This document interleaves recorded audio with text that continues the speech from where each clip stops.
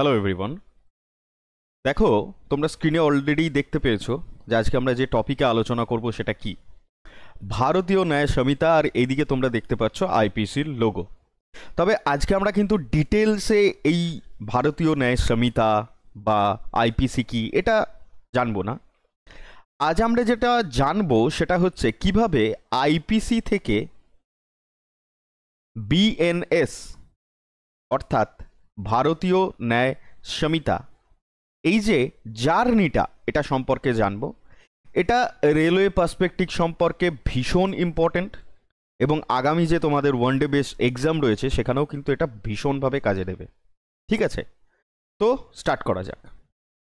দেখো, আইপিসি অল্প বিস্তর আমরা সবাই জানি যে এটা ইন্ট্রোডিউসড হয়েছিল 1860-তে অন 6th of October। অল্প বিস্তর কিন্তু আমরা এটা সবাই মোটামুটি জানি। ঠিক আছে, কিন্তু এখানে দুটো প্রশ্ন আসে। একটা হয় কি ইন্ট্রোডাকশন নিয়ে, আর একটা হয় এফেক্ট নিয়ে, যেখানে ছেলেপুলেরা ভুল করে আসে। যদি বলে আইপিসি অর্থাৎ ইন্ডিয়ান পেনাল কোড কবে ইন্ট্রোডিউসড হয়, তো তোমাদের অ্যান্সার হবে 1860, 6th of October। মনে রাখতে পারলে খুবই ভালো, রেলওয়ের জন্য তো ভীষণ ইম্পর্টেন্ট। না মনে রাখতে পারলেও অন্ততপক্ষে সালটা তো সবাইকে জানতেই হবে। কিন্তু আরেকটা প্রশ্ন আসে যে কেম ইনটু ফোর্স কবে, অর্থাৎ আইপিসি কবে অপারেশন করা হয়। Came into operation or came into force, মানে জারি করা এক কথায় যেটাকে বলি আমরা। ঠিক আছে, তো সেটা হয় 1st of January 1862। কেউ কিন্তু ভুল করবে না, ঠিক আছে। এবং এখান থেকে আরেকটা প্রশ্ন আসে, বা আমাদের যে প্রসঙ্গ সেটা সম্পর্কে আমাদেরকে জানতে হবে কিভাবে জার্নি। তো দ্যাটস ওয়াই এটা খুবই ইম্পর্টেন্ট যে এই আইপিসিটা কে চালু করে, হু এনাক্টেড দিস আইপিসি অর্থাৎ ইন্ডিয়ান পেনাল কোড। না, the act was enacted by the imperial legislative council অর্থাৎ আইএলসি। ভীষণ ভীষণ ইম্পর্টেন্ট। অনেকে কি করে এখানে না বুঝে গভর্নমেন্ট অফ ইন্ডিয়া উত্তর করে, কিন্তু তা কিন্তু নয়। ঠিক আছে, আইপিসি এনাক্টেড করেছিল কে না, ইম্পেরিয়াল লেজিসলেটিভ কাউন্সিল। এবার এই যে ইম্পেরিয়াল লেজিসলেটিভ কাউন্সিল, এটা কি না, এটা আমরা জানি যে একটা অ্যাক্ট আসে, অনেকেই জানো, যেটা হচ্ছে good governance act. Good governance act, good governance act কবে? 1858-এ। যখন কি হয় না, যখন ইস্ট ইন্ডিয়া কোম্পানির হাত থেকে ভারতের যে বলতে পারো সমস্ত দায়িত্বটা চলে যায় কার হাতে না, কুইনের হাতে, কুইন ভিক্টোরিয়ার হাতে। তখন এই ইম্পেরিয়াল লেজিসলেটিভ কাউন্সিল গড়ে ওঠে। অর্থাৎ এই গুড গভর্নেন্স অ্যাক্টের ওয়ান অফ দোজ প্রভিশনস ছিল ইম্পেরিয়াল লেজিসলেটিভ কাউন্সিল। দেখো এখানে আমি লিখে দিয়েছি যে imperial legislative council was founded in 1861 and was disbanded on 14th of August 1947। অর্থাৎ ভারতের সমস্ত ব্যাপারে, ঠিক আছে, আইনত ব্যাপার হোক, হ্যাঁ আইনত ব্যাপারটাই বেশিরভাগ বলতে পারো, সেই সমস্ত ব্যাপারে যে দায়িত্ব ছিল কার হাতে না, সেটা ছিল এই ইম্পেরিয়াল লেজিসলেটিভ কাউন্সিলের হাতে। এখন যেমন আমরা দেখতে পাই গভর্নমেন্ট অফ ইন্ডিয়া, হ্যাঁ, তো সেরকম আগে ছিল কি ইম্পেরিয়াল লেজিসলেটিভ কাউন্সিল।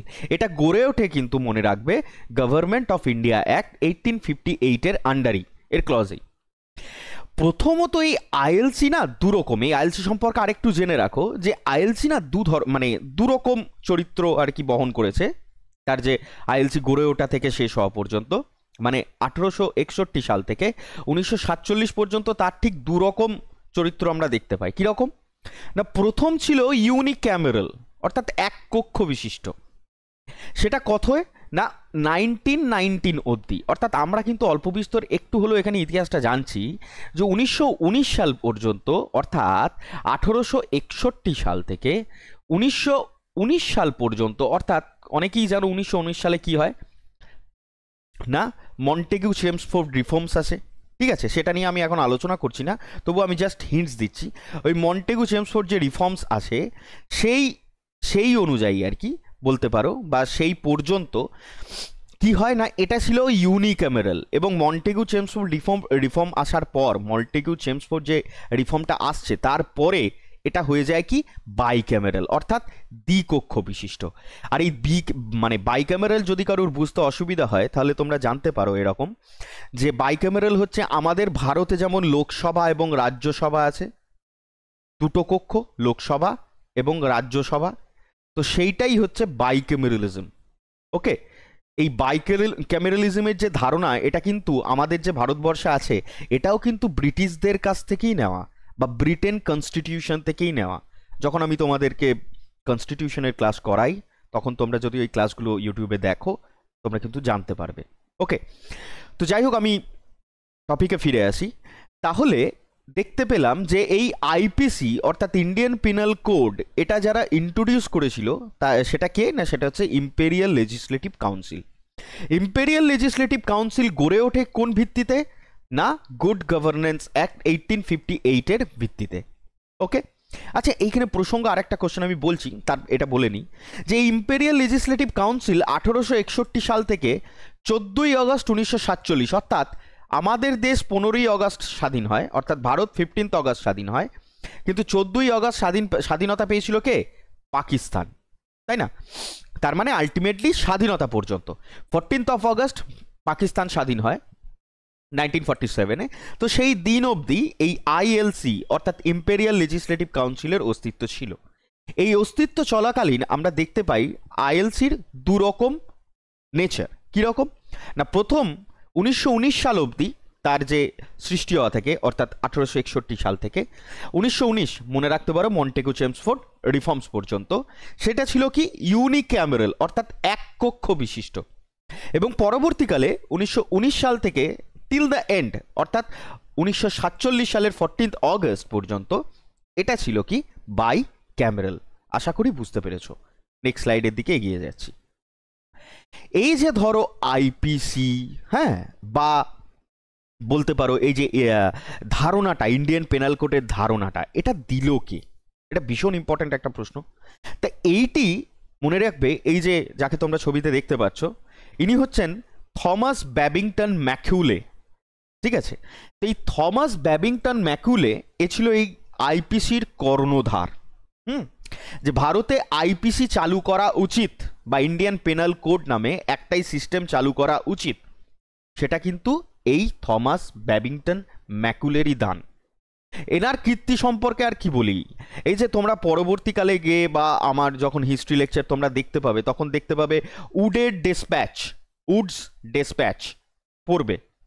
হ্যাঁ, এই উডের যে ডেসপ্যাচ রয়েছে, যেটা হচ্ছে বলা হয় Magna কার্টা of English education in India, হ্যাঁ, 1854-এ হয়, 1854 সালে, হ্যাঁ, Magna কার্টা of English education of India.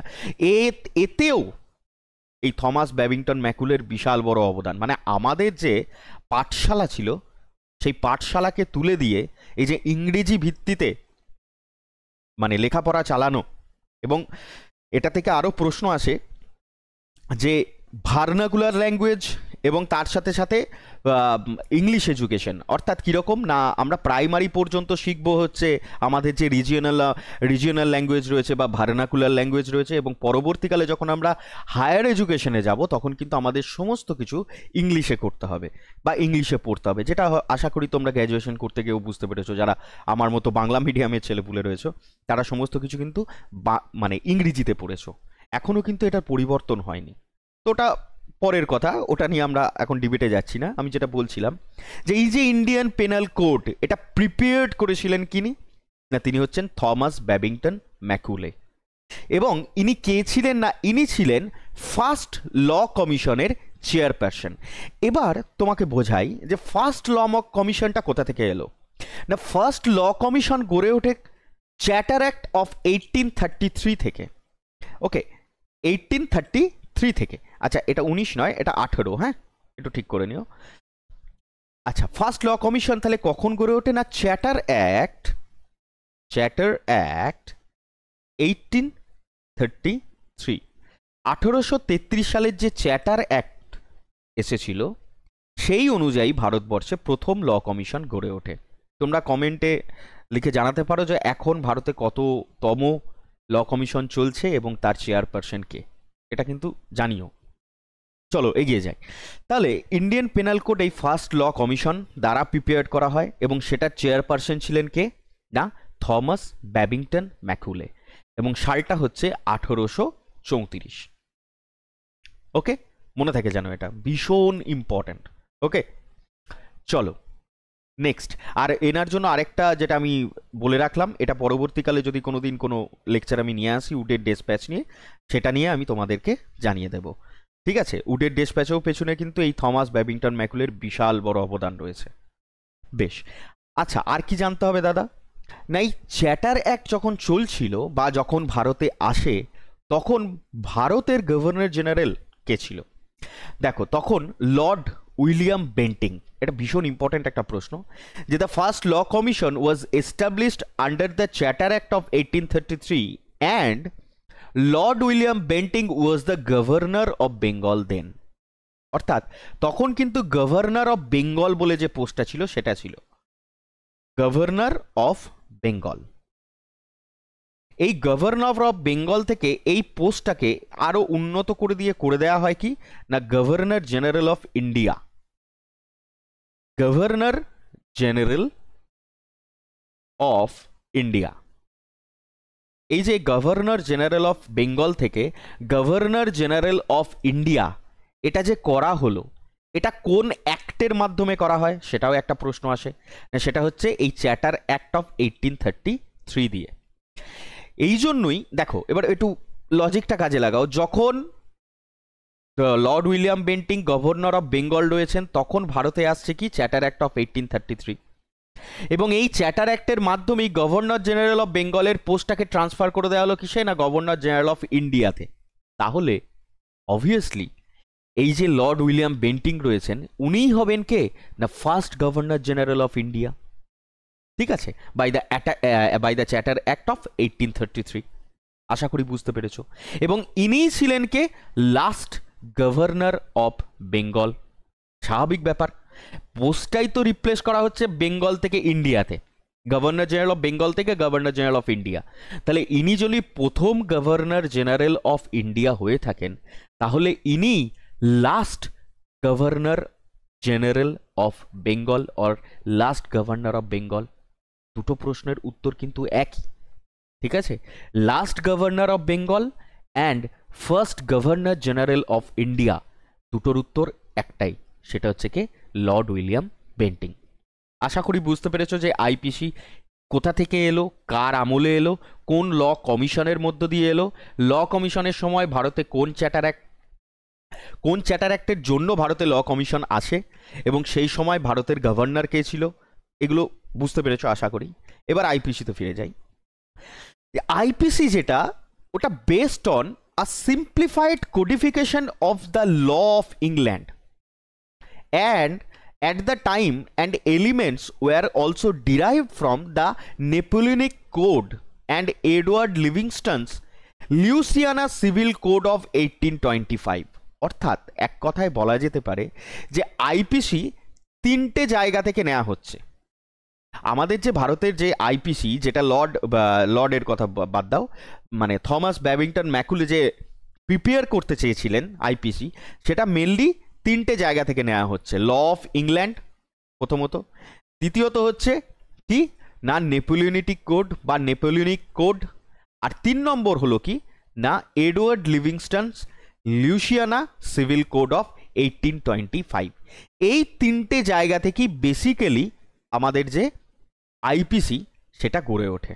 ওকে, এই তিনটে জায়গা থেকে, এই তিনটে ধারণা থেকেই গড়ে ওঠে, এবং তার সাথে সাথে ভারতের প্রেক্ষাপটের জন্য কি জরুরি সেটাও কিন্তু খেয়াল রাখা হয়। Okay, the final drop of IPC. এবার আইপিসি যখন একটা তৈরি হচ্ছে, কোড যখন একটা তৈরি হচ্ছে, তখন সেটা একটা ড্রাফট করতে হবে, স্বাভাবিক ব্যাপার। তো সেটাই বলছে the first final drop of IPC was submitted to the governor general of India in council of 1837। অর্থাৎ আমি ভালো করে বোঝাই যে 1837 সালে, দেখো এটা গড়ে ওঠে ল কমিশন কবে, 1834 সালে। কিন্তু সময় লাগবে, ল বানাতে সময় লাগবে বা কোড বানাতে সময় লাগবে অবভিয়াসলি। তো সেই জন্যই 1834 সাল থেকে যে কোডটা বানানোর চেষ্টা করছিলেন সবাই মিলে ওই থমাস ব্যাবিংটন ম্যাকুলের আন্ডারে, তো সেটা ড্রাফটটা কমপ্লিট হয় কবে? 1837 সালে। এবং সেটা ওই 1837 সালের যে মানে গভর্নর জেনারেল ইন্ডিয়ার যে কাউন্সিল রয়েছে সেখানে জমা দেয়। কিন্তু the draft was revised again. এবার এত বড় একটা গোটা দেশব্যাপী একটা মানে কোড চালু হতে চলেছে, তো সেটাকে তো ওইভাবে হুট করে চালু করে দেওয়া যায় না। তো দ্যাটস ওয়াই এটাকে আবার রিভিশনের জন্য পাঠানো হয়। ওকে, এবার এইটি পড়ো, এটা খুব important. The draft team was completed in 1850। মানে আবার যেটা ড্রাফট করতে, এই যে রিভাইজ টেগেনের জন্য যে ড্রাফট করার জন্য পাঠানো হয় সেটাকে আবার ড্রাফট করা হয়। এবার ফাইনাল ড্রাফট 1850 সালের মধ্যেই কমপ্লিট হয়ে যায় ধরে নাও। And the code was presented to the Legislative Council in 1856. 1856 সালে যে লেজিসলেটিভ কাউন্সিল ছিল, ইম্পেরিয়াল লেজিসলেটিভ কাউন্সিল, যেটা আমি কথা এতক্ষণ ধরে বলছিলাম আগে প্রথম স্লাইডে, তো সেইখানে পেশ করা হয় 1856 সালে। কিন্তু একটা কথা এবার ভেবে দেখো, 1856-57 সালে আমাদের ভারতবর্ষে কি হয়েছিল? মহাবিদ্রোহ, সিপাই বিদ্রোহ, sepoy mutiny, the first war of independence. হ্যাঁ, আচ্ছা, এই যে the first war of independence, এই কথাটা কে বলেছিল? এটা একটু আমাকে কমেন্টে লিখে জানিও তো।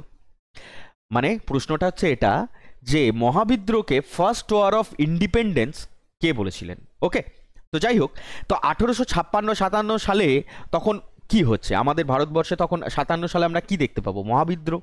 তো তার ঠিক আগেই এই কোডটাকে সাবমিট করা হয়। But it did not take place on the statute book of British India. কিন্তু জায়গা পায়নি ব্রিটিশ ইন্ডিয়া স্ট্যাচুট বুকে until a generation later following the Indian rebellion of 1857। অর্থাৎ 1857 সালের যে মহাবিদ্রোহ সেটার কারণেই কিন্তু আইপিসিটা ওই 1857 সালের দিকে চালু হয়ে যায়নি। নাহলে তোমাদেরকে পড়তে হতো যে আইপিসি ওয়াজ ইন্ট্রোডিউসড ইন 1857। ভাগ্যিস মহাবিদ্রোহ হয়েছিল তাই 3 বছর পিছিয়ে গেছিল, এটাও এইভাবে ধরে নিতে পারো। ঠিক আছে, তাহলে এটা যেন মাথায় রেখো যে ইম্পেরিয়াল লেজিসলেটিভ কাউন্সিলে 1856 সালে এটা প্রেজেন্ট করা হয়। এবং তোমাদের পরীক্ষায় প্রশ্ন আসে যে এর ফাইনাল ড্রাফটিং কবে কমপ্লিট হয়, না সেটা হচ্ছে 1850 সালে। ওকে, চলো এরপরে the draft then underwent a very revision at the hands of Barnes Peacock. দেখো, এবার 1856 সালে যা জমা দেওয়া দিয়ে দিয়েছো তুমি, ঠিক আছে, 1856 সালে জমা দেওয়ার দরকার ছিল, জমা দিয়ে দেওয়া হয়েছে ইম্পেরিয়াল লেজিসলেটিভ কাউন্সিলে। কিন্তু তখন তো চলছে ভারতে মহাবিদ্রোহ, 1857-তে চলছে মহাবিদ্রোহ, এবং সেই মুহূর্তে তো আর কোনো কোড অ্যাপ্লিকেবল করা যাবে না, তাই না? ইংরেজদের পক্ষে সম্ভব ছিল না, স্বাভাবিক ব্যাপার। তো সেই জন্য এটাকে আবার বলে যে একটুখানি রিভিশন করে নাও, দেখো আবার কি ঠিকঠাক আছে কি নেই, নাকি আবার এই মহাবিদ্রোহের মতো কোনো বিদ্রোহ গড়ে উঠবে কিনা। হ্যাঁ, তো এই ব্যাপারগুলোকে দেখা হয়। তখন এটা পাঠানো হয় কার কাছে? না বার্নেস পিকক। এর কথা অল্প বিস্তর সবাই জানো, যারা জানো না তারা একটু জেনে নাও যে এই বার্নেস পিকক কে ছিলেন। না ইনি ছিলেন আমাদের যে এই যে কলকাতা হাইকোর্ট রয়েছে এনার প্রথম চিফ জাস্টিস ছিলেন, হু ল্যাটার বিকেম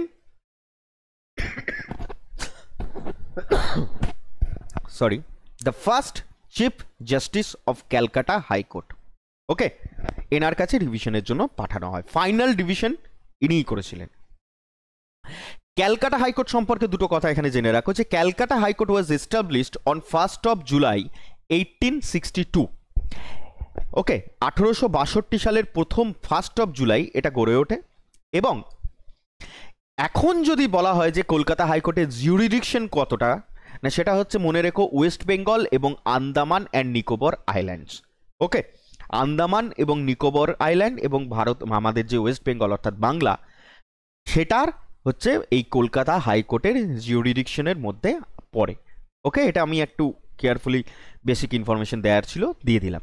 তো বোঝা গেল যে বার্নেস পিককের হাত ধরেই কিন্তু এর ফাইনাল ড্রাফটিংটা আসে। এবার এটা তৈরি করা হয় কেন, আইপিসির দরকার পড়ে কেন, ভীষণ ইম্পর্টেন্ট। না IPC was created to establish legal framework for the criminal law in India.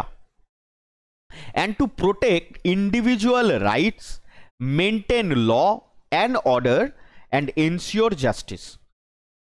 ওকে, এইগুলোর জন্য মানে আমাদের যেই ন্যায় ব্যবস্থা এক কথায় বলতে পারো, সেই ন্যায় ব্যবস্থাকে স্ট্রং করার জন্যই কিন্তু এই আইপিসি আসে, আইপিসিকে তৈরি করা হয়।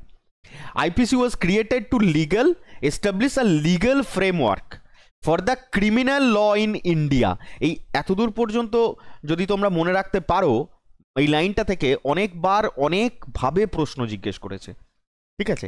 এটা কিন্তু ক্রিমিনাল ল ইন ইন্ডিয়া, তার জন্যই এটা ফ্রেমওয়ার্ক করা হয়। আর কিসের জন্য? শুধু কি এটাই না, টু প্রোটেক্ট ইন্ডিভিজুয়াল রাইটস, প্রত্যেকটি মানুষের ব্যক্তিগত যে অধিকার রয়েছে সেটাকে যাতে অক্ষুণ্ণ রাখা যায় তার জন্য। মেনটেন ল অর্থাৎ আইন রক্ষার জন্য, and law and order and ensure justice, যাতে বিচার পাওয়া যায় সেই জন্য।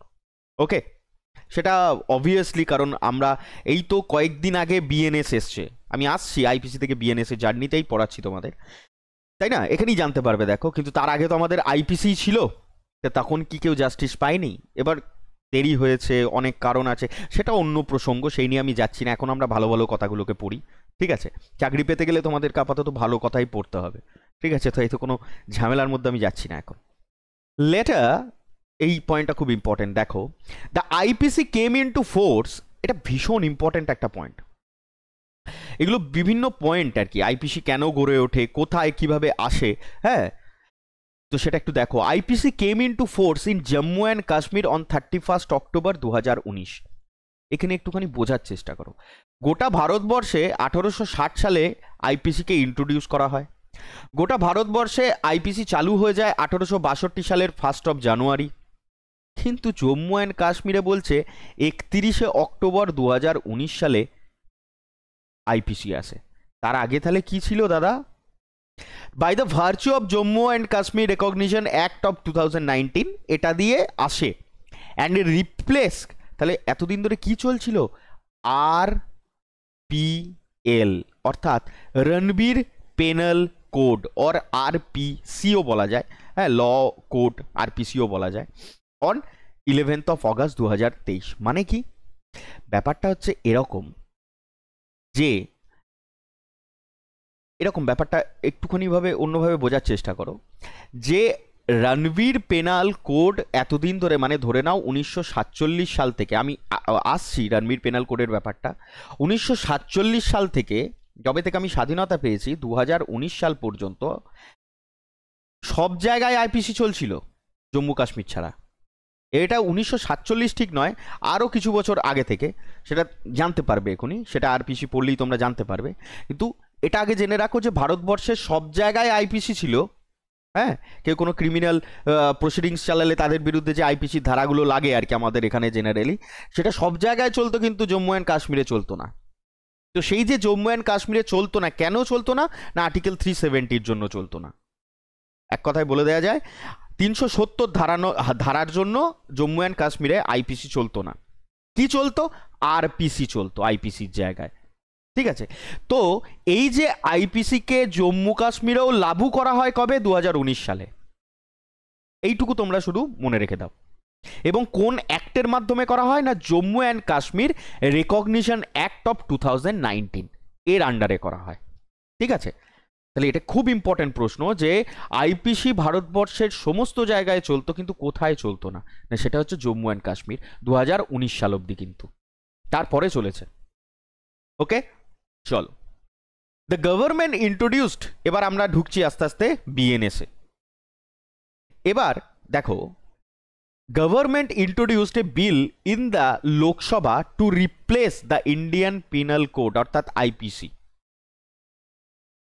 With the draft called the Bharatiya Nyaya Samhita BNS. এটা আসে, গভর্নমেন্ট অফ ইন্ডিয়া ইন্ট্রোডিউস করবে। এবার BNS came in two effect on 1 July 2024। কিন্তু এই বিলটা 2019 সালেই চলে আসে। 2019 সাল থেকে 2024 সাল পর্যন্ত লেগে যায়। কখন কিভাবে পাস হয় সেটাও আমাদের কাছে ইম্পর্টেন্ট, সেটা আমরা দেখব। তবে এটা খুব ইম্পর্টেন্ট প্রশ্ন, যে ভারতীয় ন্যায় সংহিতা কবে থেকে ভারতবর্ষে লাগু হয়? না সেটা হচ্ছে 1 জুলাই 2024 সাল থেকে। এই বছরই 1 জুলাই থেকে লাগু হয়ে গেছে। দ্য ইন্ডিয়ান পেনাল কোড যেটা 1860-তে ছিল তার কতগুলো চ্যাপ্টার এবং সেকশন ছিল না 23 চ্যাপ্টার্স কম্প্রাইজেস অফ 11 সেকশন, অর্থাৎ 23টা চ্যাপ্টার ছিল এবং 511টা সেকশন ছিল। Very important question. এবং এই ইন্ডিয়ান পেনাল কোডকে অ্যামেন্ড করা হয়, অর্থাৎ দেখো 1860 সাল বলো বা 1862 সাল বলো, তখন যে ইন্ডিয়ান পেনাল কোড ছিল সেই অনুযায়ী তো না, তখনকার যে ভারতের যে সমস্ত রকম পরিকাঠামো দেখে তখনকার মতো আইন ছিল। এবার আস্তে আস্তে দিন বদলেছে, তাই না? ভারতের লোকের চিন্তাভাবনা, মানে আমাদের চিন্তাভাবনা বদলেছে, আমাদের জীবন শৈলী বদলে গেছে, তাহলে আইনও সেরকমভাবে বদলেছে। দ্যাটস ওয়াই সেখানে অনেকবার অ্যামেন্ডমেন্ট করার প্রয়োজন পড়েছে। তো অ্যাপ্রক্সিমেটলি ধরে রাখো 78 বার অ্যামেন্ডমেন্ট হয়েছে, অর্থাৎ 78 টাইমস। এটা অ্যাপ্রক্সিমেটলি কিন্তু, হ্যাঁ, 78 টাইমস। কারণ এই 78তম যে অ্যামেন্ডমেন্টটা সেটা হচ্ছে কি না জম্মু অ্যান্ড কাশ্মীরে বিএনএস লাগু, আইপিসি লাগু করা। দেখো, the 78th amendment was done in 2019 by enforcing the Indian Penal Code in Jammu and Kashmir. 78তম অ্যামেন্ডমেন্টটা ছিল এটাই যে জম্মু কাশ্মীরে আইপিসি চালু করা, অর্থাৎ ইন্ডিয়ান পেনাল কোড চালু করা। মনে থাকবে, কারণ ওখানে চলছিল কি না আরপিসি, তাই না? ওখানে আরপিসি চলছিল, সেখান থেকে যে আইপিসি এটাই চালু করতে মানে এতদিন লেগে গেছে জম্মু কাশ্মীরে, তোমরা ভাবতে পারছো আইপিসি। তো সেই এই যে চালু করেছে এটা হয়েছে 78th অ্যামেন্ডমেন্ট অ্যাক্টের মাধ্যমে, ওকে, যেটা 2019 সালে করা হয়, যেটা আমি তোমাদেরকে একটু আগেই পড়ালাম, Jammu and Kashmir state recognition act, ওটার মাধ্যমে। ঠিক আছে? আচ্ছা, আমাদের যে বিএনএস রয়েছে এখন যেটা ভারতে চালু, অর্থাৎ ভারতীয় ন্যায় সংহিতা, তাতে কতগুলো চ্যাপ্টার আর সেকশন আছে না সেখানে 20টা চ্যাপ্টার আর 358 সেকশন আছে। আর প্রথম যে বিএনএস বা আইপিসি ছিল সেখানে 23টা চ্যাপ্টার ছিল আর 511টা সেকশন ছিল। ঠিক আছে? মনে থাকে জানো, এই কম্পারিজনগুলো মনে রাখতে হবে, কারণ এগুলো থেকে প্রশ্ন আসবে, কিচ্ছু করার নেই। আর এখন যে বিএনএস রয়েছে সেখানে 20টা চ্যাপ্টার, 358টি সেকশন। ক্লিয়ার? নেক্সট আমরা যেটা সম্পর্কে জানবো, যেটা নিয়ে আমি এতক্ষণ বলছিলাম, আরপিসি। আরপিসি হচ্ছে না, এই দেখো, Jammu and Kashmir state Ranbir penal code or RPC was the main criminal code applicable in the Indian state of Jammu and Kashmir. তাহলে ভারতের জম্মু অ্যান্ড কাশ্মীরে আইপিসির জায়গায় আরপিসি চালু ছিল এবং এটাই ছিল একমাত্র ক্রিমিনাল কোড প্রসিডিংস। ঠিক আছে? IPC was applicable elsewhere in India, was not applicable here under Article 370 of the Indian Constitution. আমি তোমাদেরকে বললাম যে ভারতবর্ষের সমস্ত জায়গায় কিন্তু আইপিসি চলছিল, শুধুমাত্র জম্মু অ্যান্ড কাশ্মীর ছাড়া। কেন? নাই, আর্টিকেল 370-র জন্য। এটার জন্য জম্মু অ্যান্ড কাশ্মীরকে একটা স্পেশাল স্ট্যাটাস দেয়া হয়েছিল। আমরা সবাই অল্প বিস্তর একটু জানি, যদি না জানো আমি পরবর্তীকালে আর্টিকেল 370-র একটা ভিডিও নিয়ে এসে তোমাদেরকে আরো ডিটেলসে জানাবো। আশা করি আরপিসি কি জিনিস এবার এটা একটু বুঝতে পারলে। এবার আরপিসিটা এলো কোথা থেকে না, RPC came in two force in 1932, অর্থাৎ 1932 সালে, and repealed on 5th of August 2019। মানে বুঝতে পারছো কি বলতে চাইছি, যে 1862 সাল থেকে, যেখান থেকে বা 1860-এ ইন্ট্রোডিউস করা হয় এবং 1862 সাল থেকে এফেক্টেড হয়। এই 1862 সাল থেকে 1932 সাল পর্যন্ত আমাদের জম্মু অ্যান্ড কাশ্মীরে আইপিসি চলেছে, কিন্তু তারপরে আরপিসি চালাতে হয়, অর্থাৎ আরপিসিকে ইন্ট্রোডিউস করতে হয়। ঠিক আছে? কিন্তু এটা একটু মনে রেখো যে আরপিসিকে ইন্ট্রোডিউস করা মানে এটা নয় যে ওখানে কমপ্লিটলি আইপিসি চলছিল। আইপিসি কিন্তু চলেনি, ওখানে ডোগরা ডাইনেস্টির রুল চলছিল। কিসের? Dogra dynasty rule. ওকে, আমি তোমাদের মনে রাখার জন্য বলছি যে ওখানে আইপিসি কমপ্লিটলি কিন্তু মানে এফেক্ট ছিল না জম্মু অ্যান্ড কাশ্মীরে।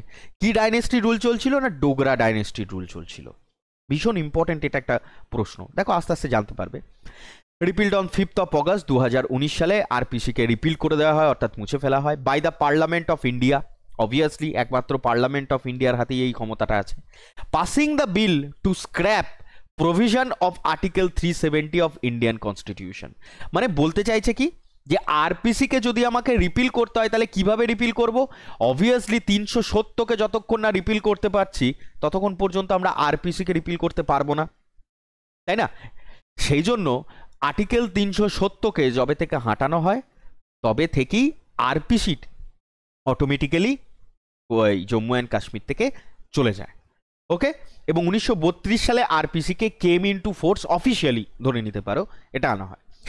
দেখো, the code RPC was introduced during the reign of Dogra dynasty ruler Maharaja Ranbir Singh and hence named after হিম।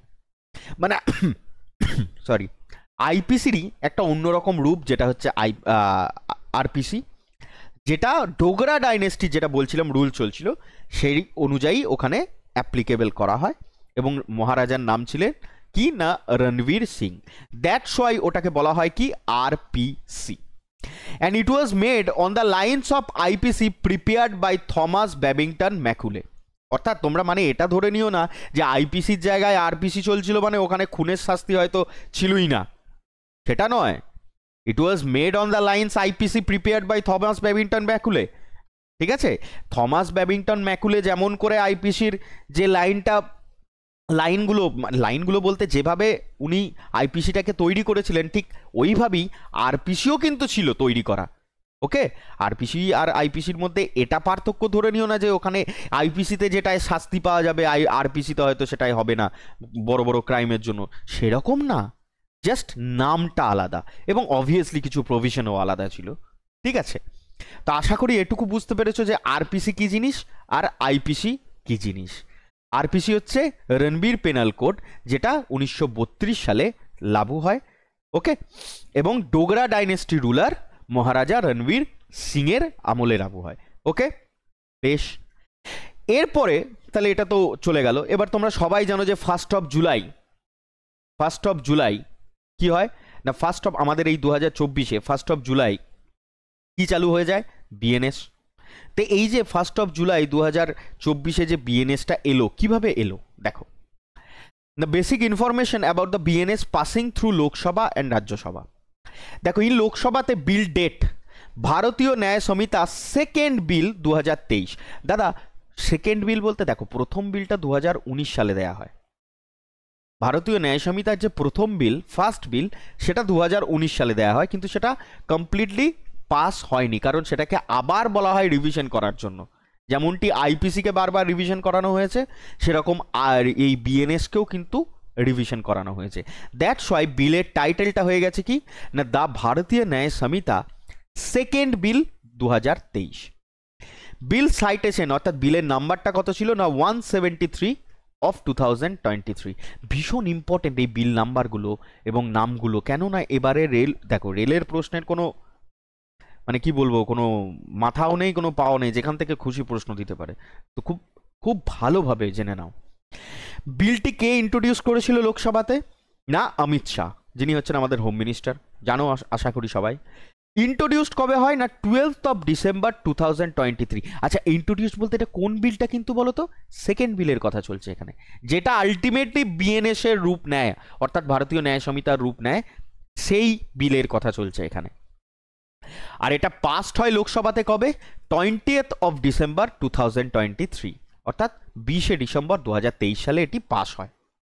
এবার এটা যখন লোকসভাতে, প্রথম মনে রেখো যে বিএনএস প্রেজেন্ট করা হয়েছিল কোথায়? ফার্স্ট, সেটা হচ্ছে লোকসভায়।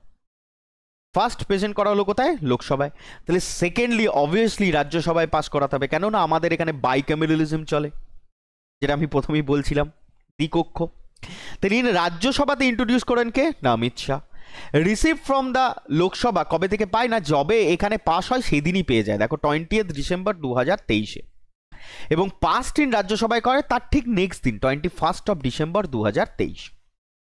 এবার দেয়ারফর এই কথাটা মনে রেখো, দেয়ার পেছনে একটাই কারণ, যাতে বাকি ডেটগুলোকে রিকল করতে পারো, যে therefore finally passed by both houses on 21 December 2023। তাহলে বিএনএস বিলটা পাস হয়ে গেল কবে? ফাইনালি সেকেন্ড বিল, যেটার নাম the Bharatiya Nyaya Samhita second bill, finally সেটা হচ্ছে বোথ হাউসেস থেকে 21 ডিসেম্বর 2023 সালে। এবার বিল তো হলেই হবে না, বিল থেকে আমার ওটাকে প্রেসিডেন্টের কাছে পাঠিয়ে সাইন করাতে হবে, তবে সেটা অ্যাক্টে পরিণত হয়। অল্প বিস্তর সবাই জানো এটা। তাই এটা অ্যাসেন্ট করার জন্য পাঠানো হয় কার কাছে? না প্রেসিডেন্টের কাছে। কবে? না 25th of December 2023। Assented to by president of India madam Droupadi Murmu এটা অ্যাসেন্ট দিয়েছেন, যিনি এখন ভারতের বর্তমান প্রেসিডেন্ট অফ ইন্ডিয়া। উনি এটা অ্যাসেন্ট করেন, ঠিক আছে, 25th of December 2023। তাহলে অ্যাক্টে পরিণত হয়ে গেল। আর লাগু হলো কবে? এই যে কমেন্সড, না commenced on 1st of July 2024। ওকে, তো দেখো এই ভিডিওটা খুবই ছোট একটা ভিডিও। আমি শুধুমাত্র তোমাদেরকে আইপিসি থেকে যে বিএনএস এর জার্নি এবং তার সাথে কিছু বেসিক ইনফরমেশন, কিছু বেসিক ডিফারেন্সিয়েশন, কি জিনিস কোথা থেকে আসে, এগুলো একটুখানি তোমাদেরকে জানানোর চেষ্টা করলাম, যেটা হচ্ছে এক্সাম পার্সপেক্টিভ থেকে ভীষণ ইম্পর্টেন্ট। আশা করি তোমাদের ভিডিওটা ভালো লাগবে এবং খুবই প্রয়োজনীয় একটা ভিডিও আমার বলে মনে হয়। তোমাদের যদি মনে হয়ে থাকে তাহলে তোমরা অবশ্যই ভিডিওটাকে দেখো। ওকে, আর এই উডের ডেসপ্যাচ নিয়েও আমি তোমাদের বলে রাখি, একটা নেক্সট ভিডিও আমি তোমাদের নিয়ে আসবো, কেমন? তো ভালো করে পড়াশোনা করো, ভিডিওটা দেখো, জানার শেখার চেষ্টা করো, আর ভালো লাগলে চ্যানেলটাকে অবভিয়াসলি সাবস্ক্রাইব করো, আর এই ভিডিওটাকে লাইক শেয়ার এটা কিন্তু করো। চলো টাটা, নেক্সট ভিডিওতে দেখা হচ্ছে।